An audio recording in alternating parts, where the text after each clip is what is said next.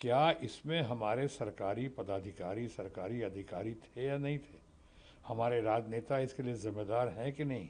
या विभाजन की स्थिति दिख रही है कि लोगों को एक दूसरे से अ, अलग किया जा रहा है, बांटा जा रहा है, काटा जा रहा है।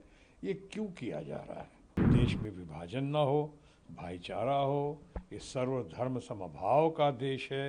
यहाँ शांति हो, सुरक्षा हो, प्रकृति हो, तरक्की हो, समृद्धि हो, इसी की हम कामना भी करते हैं। कुछ लोगों को ये भी महसूस हो रहा है कि हम 1947 के पहले आ गए हैं या पहले जाने की कगार पे हैं, ऐसा दिख रहा है कई लोगों को। ये सही नहीं है। देखो, पहले तो वक्फ बोर्ड पे मामला अभी जेपीसी में है और मुझे लगता है कि इसका हल निकलेगा। लेकिन हल निकलेगा के साथ साथ कहना चाह रहा हूँ कि मामला लाया ही क्यों गया है इतने दिन बाद? क्या जो वक्फ बोर्ड की ज़मीन बहुत सारे लोग क्लेम कर रहे हैं और अचानक जो क्लेम करना बहुत जगह शुरू हुआ है, कुछ जगह हो सकता है जेन्युइन मामला भी हो, लेकिन बहुत जगह ऐसा इस बात का ख्याल रखना पड़ेगा कि वक्फ बोर्ड की ज़मीन है, जिन्होंने कहा कि हमारी थी और हमने इन्होंने कब्ज़ा कर लिया, उसने कब्ज़ा कर लिया। क्या इसमें हमारे सरकारी पदाधिकारी, सरकारी अधिकारी थे या नहीं थे? हमारे राजनेता इसके लिए ज़िम्मेदार हैं कि नहीं? हमारे सेक्रेटरीज़, हमारे पटवारीज़, हमारे चीफ सेक्रेटरीज़, क्या इनके लिए ज़िम्मेदार नहीं हैं? ये लोग किसके रहे? भारत सरकार के रहे, हमारे अपने रहे। अब इस मामले को जब उलझाने की कोशिश की गई तो ऐसा लगा कि शायद चुनाव को ध्यान में रखते हुए या जो माहौल इस वक्त जो बिगड़ता हुआ दिख रहा है या बिगाड़ने की जो कुछ हद तक कोशिश हो रही है, अ, ऐसा लगता है कि ये आज सब कुछ सिमट कर रह गया हिंदू मुसलमान जाति ज़ात धर्म के लिए या धर्म के नाम पे। या विभाजन की स्थिति दिख रही है कि लोगों को एक दूसरे से अ, अलग किया जा रहा है, बांटा जा रहा है, काटा जा रहा है।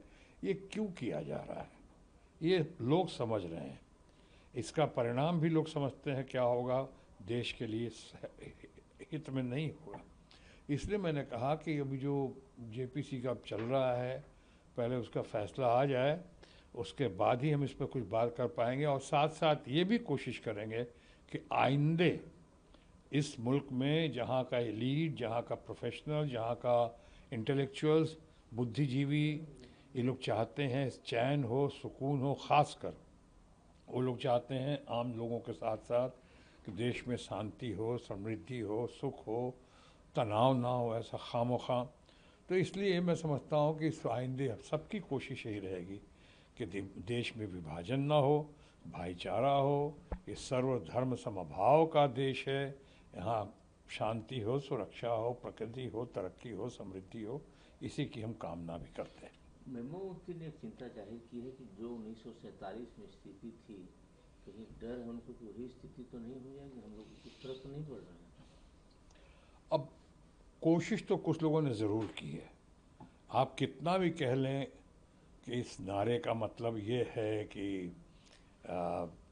United we stand and divided we fall, और बचपन से सीखते रहे हैं और सीखते आए हैं कि हम एक रहेंगे, मिलजुल के रहेंगे, वो अलग है। इस चुनाव की घड़ी में इस मामले को जिस तरह से सामने लाया गया है, अजीब लगता है। बने बटेंगे तो कटेंगे, और या फिर हम एक हैं तो सेफ हैं। अब इसके लोग अलग अलग इंटरप्रिटेशन निकाल रहे हैं। इससे लोगों में टेंशन हो रहा है कि किस तरह की भाषा हमारे राजनीतिक बोल रहे हैं, राजनेता बोल रहे हैं और चुनाव की घड़ी में बोल रहे हैं। और जब देश में ऑलरेडी बहुत हद तक तनाव की स्थिति पैदा हो गई है, आपने कहा कि कुछ लोगों को ये भी महसूस हो रहा है कि हम 1947 के पहले आ गए हैं या पहले जाने की कगार पे हैं, ऐसा दिख रहा है कई लोगों को। ये सही नहीं है। हमने अभी कहा, मैं अपने कॉन्स्टिट्यूंसी जो आसनसोल जाता हूँ और कितनी बार जाता हूँ, जहाँ से रिकॉर्ड मार्जिन से जीत हुई है, और वहाँ पे एक बैनर दिखता था मुझको, आज भी होगा, और उस पर लिखा था भाईचारे का शहर, सिटी ऑफ ब्रदरहुड। तो यही पूरे देश में होना चाहिए। सांप्रदायिक सद्भावना, एक दूसरे के साथ प्रेम, भाईचारा, मिलजुल के रहने की बात, लेकिन आज उसको देखा जा रहा है कि लोग छिन्न भिन्न कर रहे हैं। उस भाव या भावना को आज तोड़ रहे हैं वो, और तोड़ने की कोशिश कर रहे हैं। तो ऐसा होना नहीं चाहिए। हम तमाम लोगों की कोशिश है कि हम लोग मिलजुल के सुख शांति के साथ रहें, लेकिन हाँ, कुछ लोग और उसमें कुछ हमारे नेतागण भी हैं जो पूरी कोशिश कर रहे हैं कि निजी स्वार्थ के लिए, राजनीतिक स्वार्थ के लिए, चुनाव की घड़ी में खासकर इन मुद्दों को भड़काया जाए, आगे बढ़ाया जाए। वो मैं नहीं समझता हूँ, ना ही वो सराहनीय है और ना ही वो प्रशंसनीय है। मैं तो उसकी निंदा करता हूँ।